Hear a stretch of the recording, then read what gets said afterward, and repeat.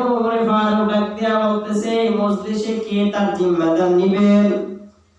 ছোট মানুষ কেউ জিম্মাদার নিতে চায় না, কারণ ছোট মানুষের কথা তো ঠিক থাকে না। এই আছে আমার নাই। ওই ছোট বাচ্চা যখন বললেন, খলিফাতুল মুসলিমের বিরুদ্ধে একটা হাত জাগাইছেন। আবু জাহল গিফারি হাত জাগায় বলতেছেন, খলিফাতুল মুসলিমিন ওই বাচ্চাকে আপনি ছাড়িয়ে দেন, 3 দিন ছুটি দিয়ে দেন। যদি 3 দিনের ভিতরে না আসে, আমি আবু জাহল গিফারিরে তুমি কল্লা ফালায় দিও। খলিফাতুল মুসলিমিন বলতেছে, বাচ্চা যাও, তোমার ছুটি, তুমি বাড়ি চলিয়া যাও। বাচ্চা যখন যাইতেছে, প্রথম একদিন চলে গেল, বাচ্চার কোনো খবর নাই। দ্বিতীয় দিন হয়ে গেল, বাচ্চার কোনো খবর নাই। তৃতীয় দিন চলে যাইতেছে, সূর্য পশ্চিমে ঢুকিয়া যাইতেছে, বাচ্চার কোনো খবর নাই।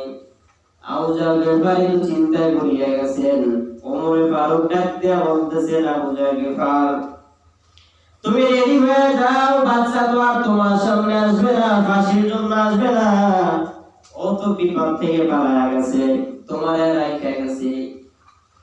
আবু জাহল গিফারি বলতেছি, মাগরিবের আযান পর্যন্ত অপেক্ষা করো, মাগরিবের আযান দিক, তারপর যদি ওই বাচ্চা না আসে তাহলে ফাঁসিটা আমার গলায় দিয়ে দিও। দেখতেছেন আযান দিবে দিবে, তার আগে দেখতেছেন বাচ্চা দৌড় দিয়া আইতেছেন। খলিফাতুল মুসলিমের সামনে যা বলতেছে, বাচ্চা আমার ফাঁসি দেন। এখন বলতেছেন, তুমি কেন এই সময় আসলা? আর কিছুক্ষণ পরই তো আবু জাহলকে গলায় ফাঁসি দিতাম, তুমি কেন এই সময় আসলা? ইসলাম বুঝাইতেছেন। বাচ্চা ডাক দিয়া বলতেছেন, খলিফাতুল মুসলিমিন, আমি যদি এই সময় যদি আমি আপনার সামনে লাইতাম, অন্য বিদরের লোকজন বলতে মুহাম্মাদের ধর্ম মনে হয় নিজের বিপদ অন্যের গলায় উঠাইয়া দেয়। আমি যদি আজকে না আইতাম, আবু জাহলকে আপনি গলায় ফাঁসি দিতেন, কল্লা 2 ভাগ করিয়া দিতেন।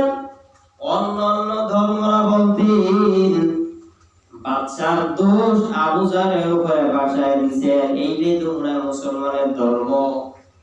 এটা বলার মাধ্যমে আমি বলতেছি যে আবু জাহল গিফারির উপরে জানি না হয়, ফাঁসিটা জানি আমার গলায় হয়, জানি কেউ বলতে না পারে। আবু জাহল গিফারি বলতেছে, ফারুক বলতেছে, খলিফাতুল মুসলিমিন, যে আবু জাহল গিফারি তুমি কেন জিম্মাদার নিলা? কেউ জিম্মাদারি